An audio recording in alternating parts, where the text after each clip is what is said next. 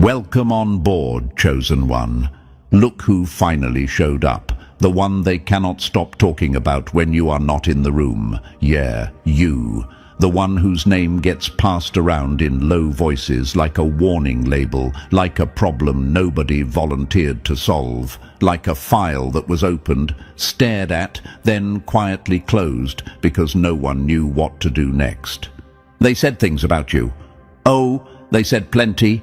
They said, don't engage. They said, watch from a distance. They said, that one thinks too much. They laughed first, then they stopped laughing. Then they started whispering. Funny how that works. You know the pain point already. You felt it before you ever had words for it. Being underestimated, being dismissed, being treated like you were slow, late, behind, or lucky instead of sharp, intentional, and dangerous in the quiet way. They talked down to you like you were supposed to bow, like you were supposed to shrink, like the legend needed to lower their head so everyone else could feel tall for 5 minutes. And look who is nervous now. Because something changed, not loudly, not with applause. It happened in silence, in rooms you weren't even in conversations that froze the moment your name came up, in the sudden shift where people stopped challenging you directly and started working around you instead. That is not imagination. That is a pattern. They live in a world where everything must be categorized, controlled, and conquered. Labels make them feel safe. Systems make them feel powerful. Predictability makes them sleep at night. And then there is you. No label sticks, no box holds, no rule applies for long. That is what scares them. They started noticing how you listen more than you speak, how you let people talk themselves into corners, how you remember details they forgot they revealed, how you do not rush to prove anything because you already know. You always knew. You learned early that the loudest person in the room is usually the weakest one. They noticed how arguments around you feel different, how people hesitate, how jokes dry up, how confidence drains out of the room like someone pulled a plug. They noticed how their usual tricks do not work on you. No guilt hook, no fear tactic, no pressure move. And behind closed doors, they say it out loud. Don't engage with that one. They're dangerous. They're too smart. Before this goes any further, press like and subscribe, not as a favor, as payment, as a way of feeding this signal back into the universe so this message reaches the people who need it next. Because this is bigger than motivation. This is recognition.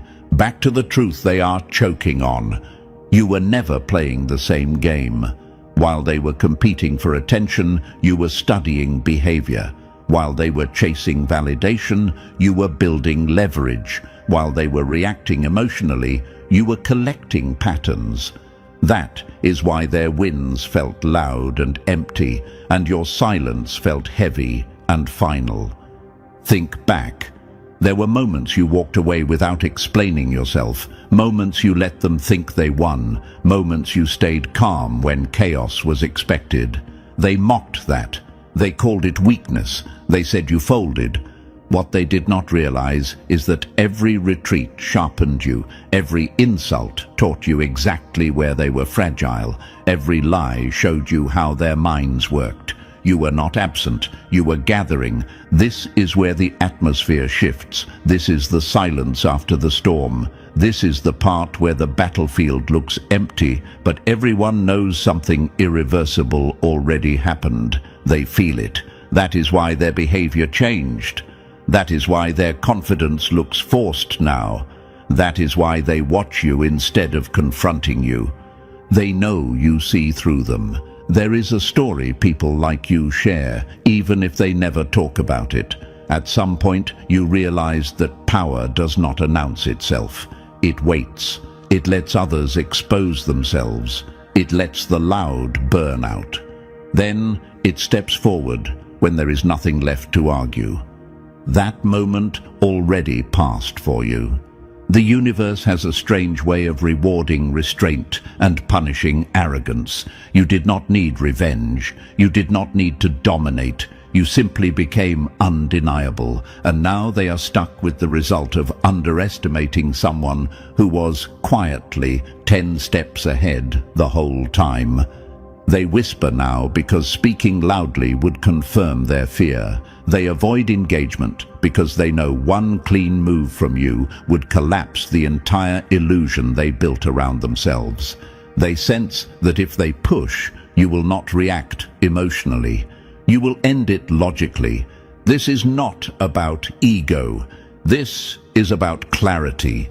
You are standing in the aftermath, not the build-up. The victory already happened.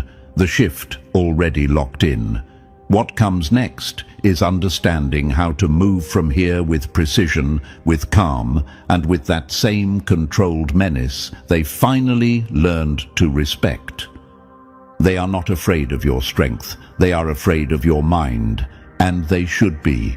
Good. Now breathe for a second. This is the point where most people click away because comfort is easier than truth. But you are not here by accident, and they know it. This is where the real ones stay quiet. Lean in and let the mask drop. The whispers you hear about yourself are not rumors. They are signals, warnings, instructions being passed between people who finally realized engaging with you is a losing move. So if you feel that pull right now, that strange calm mixed with curiosity, that is your cue. The universe is not asking you to rush. It is asking you to stay. Stay long enough to understand why silence became your weapon. Stay long enough to see how intelligence moves when it no longer needs approval. Stay long enough to recognize why they stopped confronting you and started monitoring you instead. If you are really that person they warn others about, prove it in the smallest but loudest way. Drop 777 in the comments, not for luck, not for superstition, as a signal. A marker that says you are still here, still watching, still calculating, that you are ready to see how this plays out step by step. Because from here on, this stops being entertainment and starts becoming instruction. And trust this, if they already think you are dangerously smart, what comes next will explain exactly why. Now, let's move forward. Number 1. The kind of intelligence that makes them back away slowly. They couldn't beat you, so they tried to measure you. When that failed, they told each other not to touch you. That line hits because it is exactly what happened. Let's stop pretending this is normal intelligence we're talking about. This is not school smart, resume smart, certificate on the wall smart. That kind of intelligence is safe. It behaves. It follows instructions. It raises its hand and waits to be called on. They love that kind because it can be ranked, graded, compared, and controlled. You were never that. From the beginning, you were the kind of smart that made people uncomfortable without knowing why. You did not talk much, but when you did, rooms shifted. You did not rush to answer, but your answers landed heavy. You did not chase approval, and that alone broke their sense of order. People like systems, people like rules, people like knowing who is above them and who is below them. And then you walked in and quietly ruined the entire map. Here's the part that messes with them the most. Your intelligence does not show up on command. It does not perform when asked. It does not flex for applause. It watches, it listens, it waits. It lets people reveal themselves. And once you see a pattern, you never unsee it. You start predicting behavior. You start anticipating reactions. You start knowing outcomes before others even realize a game is happening. They feel that. That is why conversations around you get strange. That is why people over-explain themselves. That is why jokes suddenly feel forced. That is why confident personalities turn stiff and careful. They sense they are being read, even when you say nothing. And the scariest part for them is this: you are not trying to intimidate anyone. You are just being yourself. They ask themselves questions they will never ask out loud. How do they know that? Why did they pause there? Did they catch that? Yes, you did. This is not the intelligence of memorization. This is pattern intelligence, situational intelligence, psychological intelligence, the kind that sees how people move when they think no one is watching. The kind that understands power is not about volume, it is about timing. The kind that knows when silence is louder than any argument. They tried to test you at first, threw little challenges your way, subtle digs, passive comments, small traps disguised as jokes, and every time you either stepped around them or let them fall into their own mess. That confused them. You did not react the way their playbook expected. You did not escalate emotionally. You did not defend your ego. You watched them expose themselves. That is when the whispers started. Don't engage. They're not normal. Something's off. What they mean is simple. You cannot be baited. You cannot be rushed. You cannot be manipulated the usual way. You see the strings, you see the setup, you see the ending, and once people realize that, direct confrontation feels dangerous. Let's answer the question forming in your mind right now. Why does it feel lonely sometimes? Why does it feel like you are always slightly out of sync with people around you? Because intelligence like yours separates before it elevates. When you see deeper, you cannot pretend anymore. You cannot unsee motives. You cannot laugh at things that no longer make sense. You cannot play dumb to make others comfortable forever. And you paid for that, in isolation, in misunderstanding, in being labeled too much or too quiet or hard to read. They tried to shrink you with words because they could not reach you with logic. Here's the twist they did not expect. Your silence did not weaken you. It sharpened you.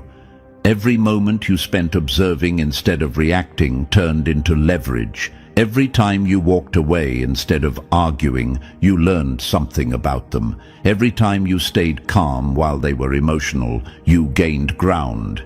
You became the one variable they could not predict. And in systems built on control, unpredictability is power. Think of it like this. They brought rulers to measure a shadow. They brought formulas to explain instinct. They brought checklists to understand intuition. And every time, the numbers failed them. That is when fear replaces confidence. That is when people stop engaging and start avoiding. You are not dangerous because you are aggressive. You are dangerous because you are precise. You do not waste moves. You do not speak without purpose. When you act, it is clean, final, thought through.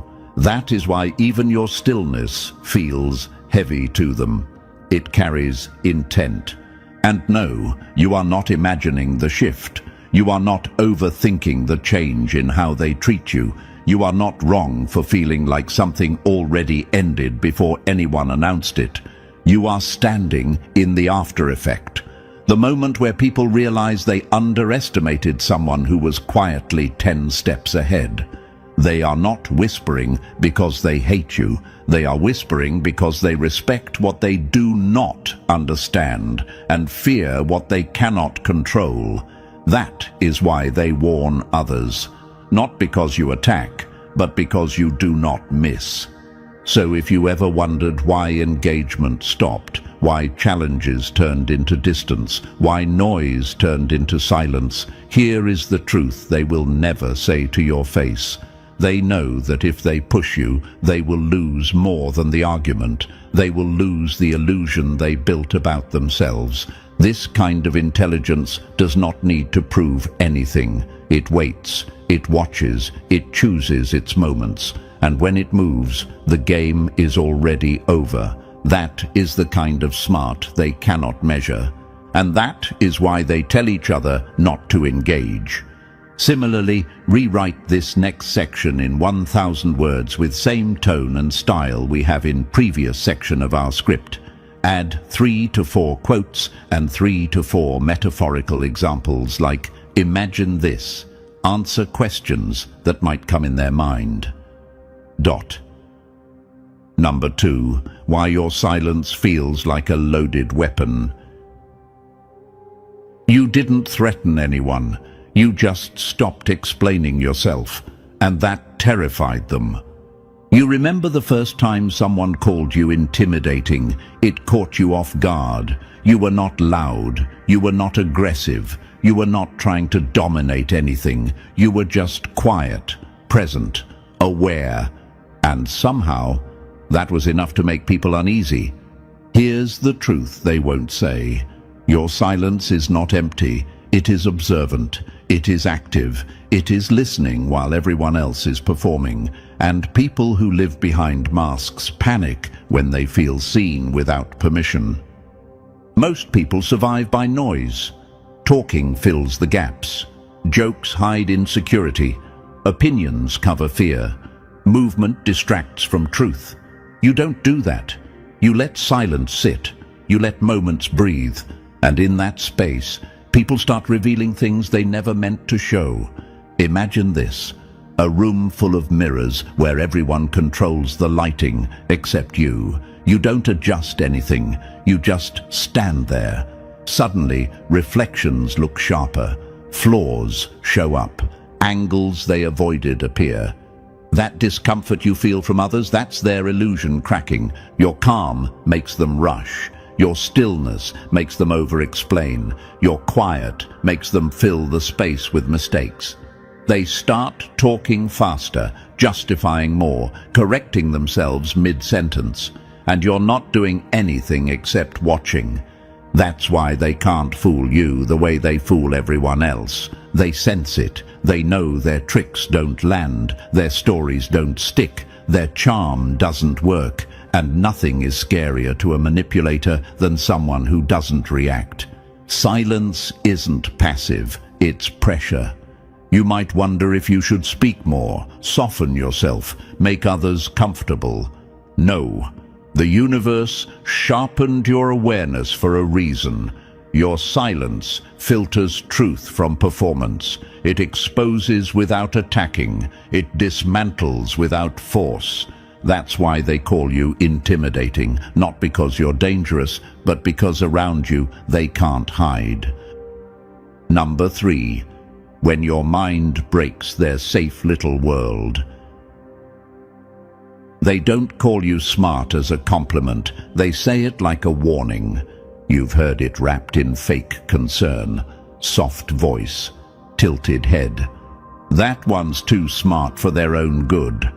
As if intelligence is a defect, as if clarity is a disease, as if seeing too much is somehow the problem.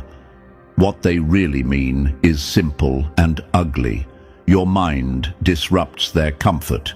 Your awareness messes with their control. Your clarity collapses the little games they depend on to stay on top. You don't play along, not because you're difficult, but because you can see the strings. And once you see them, you can't pretend you don't. Imagine a magician doing the same trick for years, feeding off applause, confidence growing every time. Then one day, someone in the audience quietly notices the wire, doesn't shout, doesn't expose him, just watches. That magician will never perform the same again. That's what your presence does to systems built on illusion. If everyone saw what you see, their entire setup would fall apart. the hierarchy, the narratives, the fake authority, the manipulation disguised as leadership. So instead of fixing themselves, they try to rebrand you as the issue. They frame your brilliance as arrogance, your questions as negativity, your silence as attitude.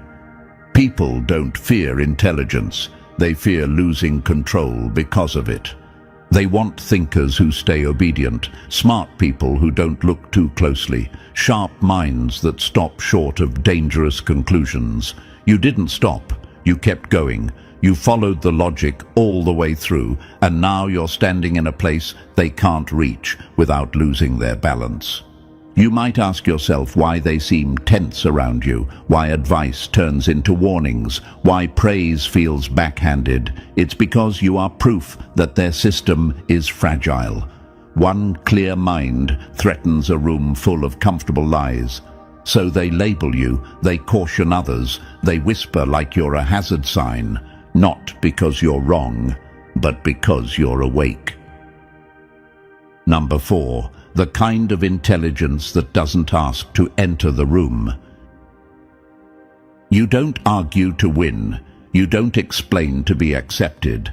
And that's exactly why they can't touch you. This is where their frustration turns into obsession. You don't debate to dominate people. You don't explain yourself to feel important. You don't jump into conversations just to prove you belong.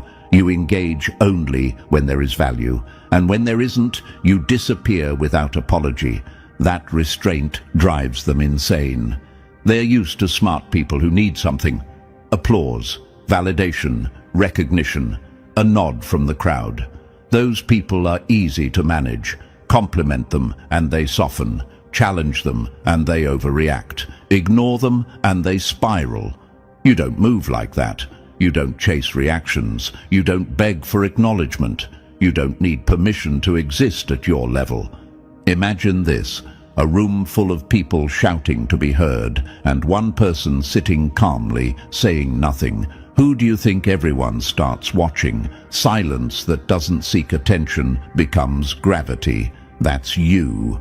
And gravity makes systems nervous because it pulls things out of alignment. Your independence makes you immune to flattery. Compliments slide off because you already know who you are. Ego traps don't work because you don't need to win socially. Manipulation fails because you don't rely on their approval to move forward. You don't need the door opened. You were never asking to come in. Power panics when it can't bargain with you. In a world built on perception, status, and social currency, you are a problem. You don't trade in appearances. You don't bend for hierarchy. You don't perform intelligence for approval. You apply it when it matters and withhold it when it doesn't. That makes you unpredictable, untouchable. You might wonder why people suddenly hesitate before speaking around you, why they seem unsure how to approach you, why they test the waters and pull back. It's because you operate on your own frequency, and they know it can't be tuned, bought, or pressured.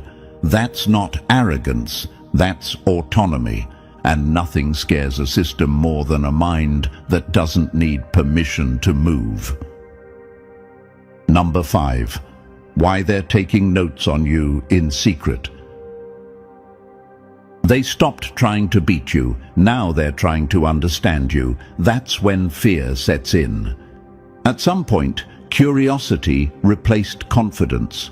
You felt it before you understood it. The way eyes linger a second longer, the way conversations pause when you enter, the way people replay things you said days later, trying to decode what they missed. They are studying you now, not openly, quietly, carefully, like people do when they realize they underestimated something dangerous. They watch how you move, not fast, not rushed, intentional. They notice how you speak only when there's a point, and how you stop when there isn't. They clock the fact that you never over-explain, never justify, never defend yourself against assumptions. You let tension sit in the room without absorbing it. Most people scramble to release pressure. You let it expose everyone else. Imagine this, a stage full of actors desperate for applause and one person in the audience who never claps, never boos, just watches. The performers start adjusting their performance for that one observer. That's what your presence does. You turn the spotlight without touching it. You don't react, you observe, and that breaks their playbook. Their strategies depend on predictable responses: anger, excitement, defense, validation seeking. You give them none of it. You sit through awkward moments like you already know how the scene ends, because most of the time you do. You've seen the pattern before it finishes forming. They can't read you, so they reread you. You might wonder why people seem unsettled after conversations with you, why they feel drained, questioned, or exposed. It's because you don't give them feedback loops to anchor to. No emotional spikes, no reassurance, no resistance, just clarity. And clarity makes pretenders uncomfortable. So they study, they compare notes, they analyze pauses, tone, timing, not because they admire you, but because they're trying to protect themselves. When engagement fails, surveillance begins. They're not learning how to copy you, they're learning how not to lose to you. Number 6. The clarity that collapses their entire setup. You didn't challenge their intelligence, you exposed the fact that it was never real. This is where the real damage happens. Not loudly, not dramatically, but cleanly. You walk into a mess they've spent months dressing up, and within minutes you see the flaw. Not because you're rushing, because you're not distracted. You strip the problem down to what actually matters, and suddenly the solution is obvious. That's unforgivable to them. They survive by making simple things feel complicated. Endless jargon, endless meetings, endless frameworks that say nothing. Confusion is their camouflage. As long as nobody understands what's really going on, nobody questions who's actually competent. And then you arrive and calmly cut through all of it. Imagine this: a group of people proudly guarding a maze they built, acting like it's brilliant. You glance at it once and point out the straight path through the middle. No drama, no bragging, just accuracy. The maze instantly loses its power, so do the people hiding behind it. You don't embarrass them on purpose. You don't even try to expose anyone. You just tell the truth in a way that can't be argued with. And that's the problem, because once clarity enters the room, excuses die fast. Complexity is their shield. Simplicity is your weapon. They start scrambling when you speak, deflecting, adding unnecessary layers, changing the subject, because they know what just happened. The illusion cracked. Their authority was built on people not seeing clearly, and you just turned the lights on. You might wonder why they suddenly resist your ideas, delay decisions, or downplay your contributions. It's not because you're wrong, it's because you made them visible, and visibility is dangerous for anyone standing on hollow ground. The old truth fits perfectly here, even if they hate it. The emperor has no clothes, and you didn't shout it, you didn't mock it. You just noticed. That's why they whisper now. That's why they warn others. Because once someone like you exists in the system, pretending stops being an option. Number 7. Why walking away shook their entire hierarchy. They thought rejection would starve you. They never imagined it would free you. They really believed you wanted a seat at their table. That was the assumption holding their whole world together. They thought your silence was patience, your distance was hesitation, your restraint was fear. In their minds, you were waiting for permission to belong. Then you looked closer. You saw what that table was actually built on. Quiet lies stacked on top of older lies. Deals made in bad faith. people nodding along while swallowing pieces of themselves just to stay invited, smiles that cost too much, loyalty bought with fear, power maintained through manipulation, not merit, and you walked away. That single decision hit harder than any confrontation ever could. No argument, no dramatic exit, no announcement, just absence. And absence is loud when someone was counting on your need. Imagine this, a group guarding a throne that only works if everyone believes it matters. Then one person stands up, leaves the room, and builds something better outside. The throne doesn't collapse immediately, but everyone still sitting there starts shifting uncomfortably. You didn't reject them loudly, you rejected the game. That's when their worldview cracked. They expected you to beg your way back in, to compromise, to explain, to negotiate your worth. Instead, you built your own table, different rules, different energy, no performances, no politics, no slow self-poisoning for approval. Nothing insults a fragile system more than someone who thrives without it. You might wonder why they suddenly seem bitter, dismissive, or oddly fixated on you. It's because your independence exposed a truth they can't escape. That their table was never exclusive. It was just crowded with people too afraid to leave. When they saw you standing steady without them, something broke. Not in you, in them. Because your existence proves that power doesn't come from permission. It comes from clarity and the courage to walk away. And once someone does that, the table never feels the same again. Number 8. Why they built cages instead of trying to beat you. They couldn't lower your intelligence, so they lowered the ceiling. This is the move they always make when outmatched. When they realize they can't make you smaller, they redesign the environment. They shift the rules. They change what gets rewarded. Suddenly, thinking deeply is called difficult. Asking questions is labeled negative. Seeing too far ahead becomes overcomplicating. That's not culture. That's containment. They build spaces where intelligence becomes a liability, where compliance gets applause, where repeating safe ideas gets promoted, where mediocrity feels comfortable because nobody gets exposed. In those systems, independent thought is dangerous. Not because it's wrong, but because it reveals how shallow everything else is.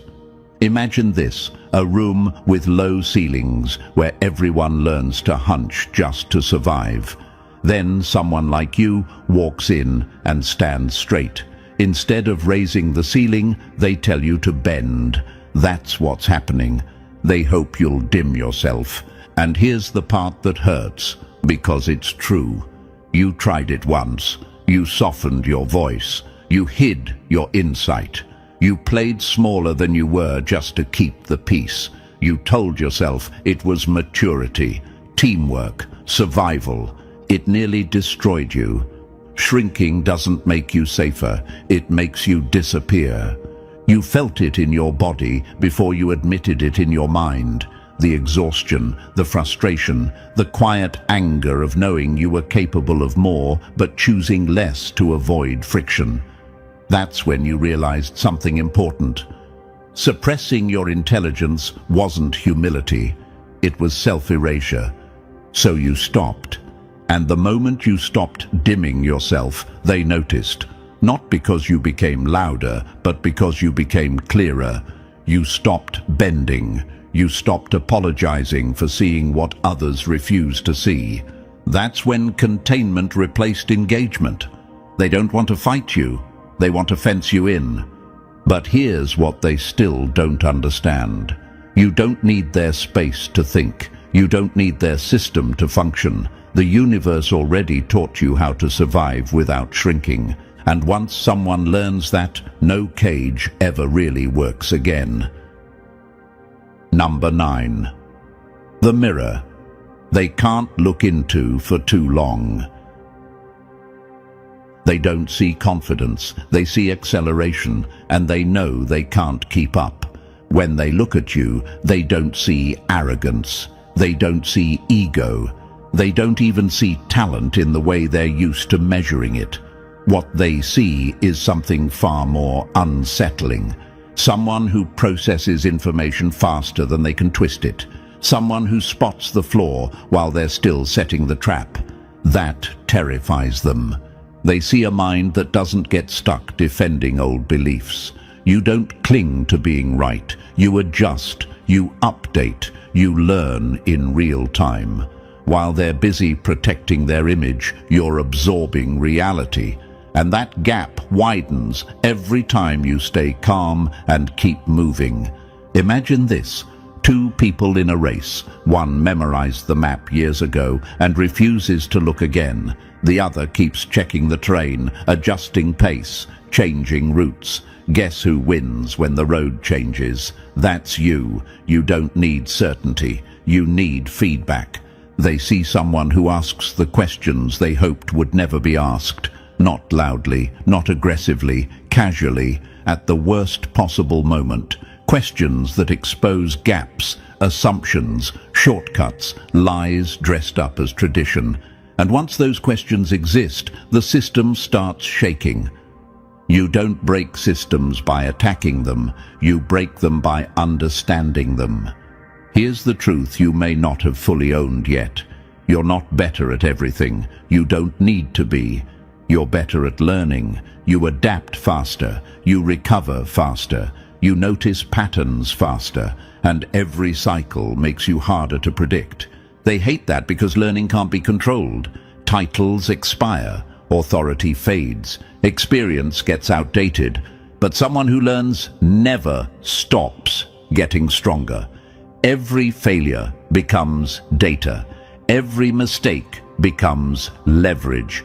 Every quiet moment becomes an upgrade.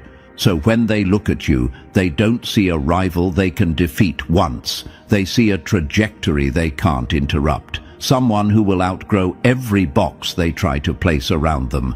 That's why the stares linger. That's why the whispers sharpen. They're not afraid of who you are. They're afraid of who you're becoming.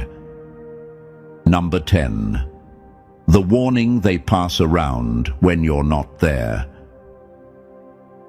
You're not intimidating, you're clarifying, and clarity humiliates people who survive on illusion. Here's the part they will never say to your face, no matter how close they pretend to be. You are the kind of smart that makes smart people feel average, not stupid, average. And for people who built their entire identity on being the sharpest in the room, that realization cuts deep. When you enter a space, you don't dominate it, you recalibrate it. The baseline shifts, the energy changes. Suddenly, the people who usually lead the conversation slow down. The ones who love to explain start hesitating. The ones who rely on confidence alone begin second-guessing themselves. You didn't challenge them. You didn't compete. You simply existed at a level they can't reach. Imagine training your whole life to climb what you think is the highest mountain, only to meet someone who treats it like the first step. No bragging, no announcement, just altitude they can't breathe at. That's you. They quickly realize something else that scares them even more. There's no obvious flaw to exploit, no emotional lever to pull, no insecurity they can poke to shrink you. You don't need their approval, and you don't fear their rejection. That makes all their usual tools useless.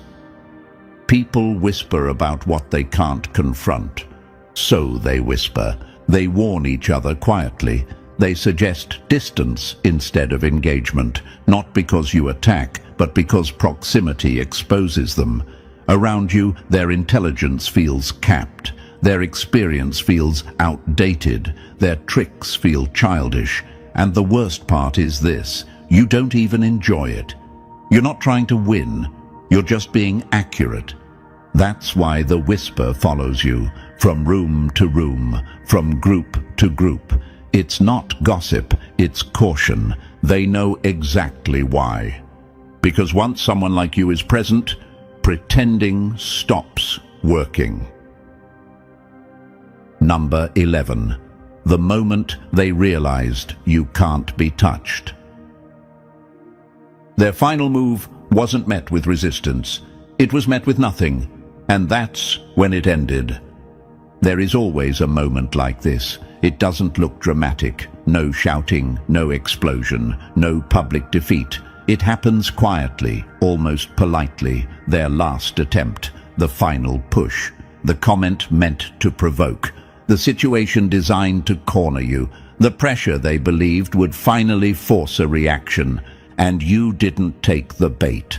That silence was not confusion, it was control. They expected escalation, anger, defense, an emotional misstep they could exploit. Instead, they got an eerie calm. You didn't explain, you didn't argue, you didn't even disengage loudly, you simply stopped participating. And in that moment something broke that they can never put back together.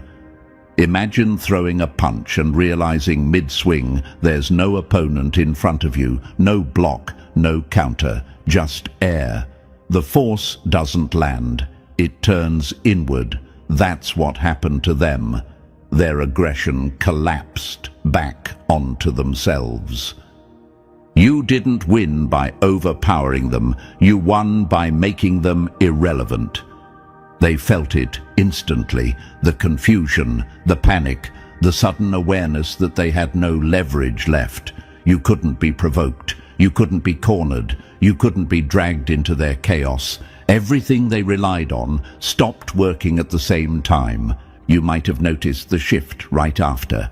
The silence, the avoidance, the way their tone changed, the way they stopped pushing and started watching. That wasn't strategy anymore. That was fear wrapped in restraint. This is the moment they realized something they never planned for. True power doesn't escalate. It doesn't chase closure. It doesn't need the last word. It ends things by refusing to play a rigged game. They didn't lose publicly, they lost privately, and those are the losses people never recover from. Because once someone understands they can't touch you, the fight is already over. Number 12. Why every attack they launched turned you into a weapon. They thought pressure would break you. It trained you instead. This is the part they hate facing, so they avoid it. Every move they made to weaken you did the opposite. Every attempt to undermine you became practice. Every lie they spread sharpened your perception. Every time they tried to exclude you, they quietly forced you to become independent. They weren't fighting you, they were building you. At first, the attacks felt confusing, subtle, dismissive comments, doors that suddenly closed, opportunities that vanished without explanation. You could feel something was happening, but no one would say it out loud. That silence hurt more than open hostility. But here's what they didn't understand. Confusion makes most people fold. It made you observant. You started paying attention. You learned how people move when they're threatened, how stories change depending on who's listening, how praise and punishment are used to control behavior. While they thought they were destabilizing you, you were mapping the terrain. You weren't just surviving the pressure, you were studying it. Pain didn't slow you down, it gave you vision. Every lie forced you to learn how truth hides. Every manipulation taught you how influence really works. Every rejection stripped away your need for approval. Slowly, quietly, you stopped relying on them for anything that mattered. And once that happened, they lost their leverage. Imagine trying to train a guard dog and accidentally teaching it how every trap works. That's what they did. They exposed you to the playbook, over and over, until you could spot patterns instantly, until nothing surprised you anymore. They thought isolation would weaken you. It didn't. It gave you space. space to think without noise, space to rebuild without interference, space to develop strength that didn't depend on anyone clapping for you. That kind of independence changes a person. It makes them harder, sharper, calm in situations where others panic. You didn't become strong in spite of them. You became strong because of them. This is where the fear kicks in for them. They realize too late that you don't just endure pressure. You metabolize it. You convert it into clarity. You adapt faster with every hit. While they repeat the same tactics, you evolve. They're still playing the version of you they remember, the one who questioned themselves, the one who tried to fit in, the one who hoped things would be fair. That person doesn't exist anymore. They helped remove them. Now when they look at you, they see someone composed under fire, someone who doesn't flinch, someone who already survived what was supposed to destroy them. That's terrifying because it means there's nothing left they can threaten you with. Every attack failed in the most humiliating way possible, not immediately, not loudly, but permanently, because instead of breaking you, they forged something they can't stop. And deep down, they know it. They didn't weaken you, they unleashed you. Number 13. The final shift, when the hunters suddenly lowered their eyes. They didn't stop because they won. They stopped because they understood. There's a point in every quiet war where the energy changes. You feel it before you see it. The pressure that once followed you everywhere suddenly lifts. The constant testing fades. The eyes that tracked your every move start looking away. That's not peace. That's retreat. At first, they chased you openly, challenged you, questioned you, tried to corner you with authority, numbers or noise. They wanted a reaction. They wanted proof you could be shaken. They wanted to see you stumble so they could call it a win. But something went wrong for them. You didn't run. You didn't panic. You didn't perform. You stayed steady, and steadiness is exhausting to chase. Slowly, pursuit turned into distance. Conversation shortened. Invitations stopped. Criticism softened into silence. Confidence that once strutted now avoided eye contact. The people who used to hover suddenly had nothing to add. That wasn't maturity. That was self-preservation. People don't disappear when they're done with you. They disappear when they're afraid of what staying close might cost them. You may have wondered why the noise stopped so abruptly, why the attacks lost their edge, why the people who once seemed obsessed with stopping you now act like you don't exist. It's because they shifted goals. They realized they couldn't control you, slow you, or bait you into mistakes. So they did the only thing left. They protected themselves.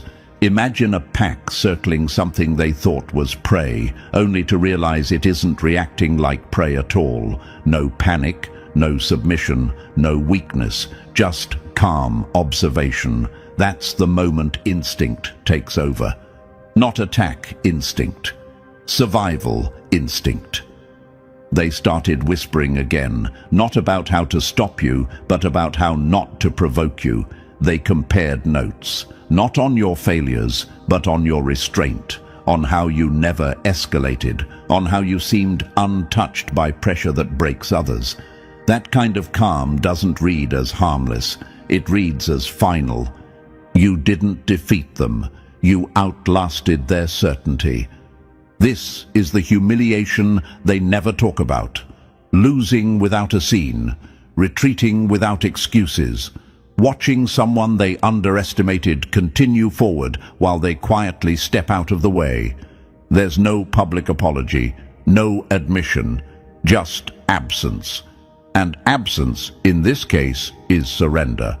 They don't chase anymore because chasing would require courage, and courage disappears when you realize the other side already won by not playing. So now they keep their distance, they lower their voices, they pretend they were never invested. But you know the truth. The shift happened because they saw the end coming, and rather than face it head-on, they chose to hide from it. That's not your problem. That's your proof. Number 14. The last truth they'll never say out loud. You weren't protected. You weren't lucky. You were unavoidable. This is where the story ends for them, even if they pretend it doesn't. This is the truth they will never admit, not in public, not in private, not even to themselves when the room is quiet. What happened to you wasn't chance. It wasn't timing. It wasn't help from the right people or mercy from the right system. It was inevitability. They like to believe outcomes come from favoritism, from connections, from luck, from being chosen. That belief keeps them comfortable because it means they don't have to confront the harder truth. That clarity beats chaos. That discipline beats noise. That someone who sees clearly and moves cleanly will always outlast someone who relies on tricks. You didn't get lucky. You got accurate. The universe didn't bend for you. It responded to you. It adjusted because you aligned with reality instead of fighting it. While others argued with what was happening, you observed it. While others tried to force outcomes, you positioned yourself. While others needed permission, you acted when it was time and stayed still when it wasn't. Inevitable people don't rush. They arrive. They will never say this, but they know it. They know that even if circumstances were reset, even if roles were swapped, even if the board was wiped clean, you would still end up here. Maybe not the same way, maybe not at the same speed, but always forward, always adapting, always learning, always moving past whatever limit they tried to place on you. That's the part that haunts them. They can accept losing to luck. They can accept losing to power. They can accept losing to unfairness. What they cannot accept is losing to someone who simply understood the game better and refused to play it the wrong way.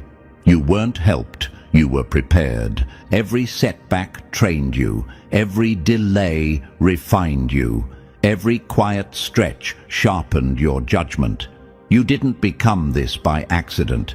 You became this by paying attention when others were distracted, by staying calm when others panicked, by choosing clarity when others chose comfort. The universe doesn't reward noise. It responds to precision. That's why this feels final now. There's no unfinished business, no loose ends, no need to prove anything. The whispers have already run their course. The warnings have already been issued. The distance has already been created. Their chapter with you is closed. What comes next doesn't involve them at all. This is the phase where you stop being reacted to and start being anticipated, where your presence alone shifts outcomes, where you move without explanation and things still fall into place. Not because anyone is helping you, but because reality recognizes consistency when it sees it. They'll never admit it. They'll reframe it. They'll minimize it. They'll tell themselves stories that let them sleep at night. But the truth stands, calm and untouched. You were never an exception. You were an outcome. And from here on, the story belongs entirely to you. So here's where we close it. Not loudly, not emotionally, calmly, completely. Everything you've seen wasn't hype, coincidence, or momentum. It was clarity compounding over time. The whispers weren't rumors. They were warnings. And now you understand why. This chapter is done. What comes next doesn't need permission, applause, or explanation. It just moves. If this hit where it was supposed to hit, lock it in. Like the video.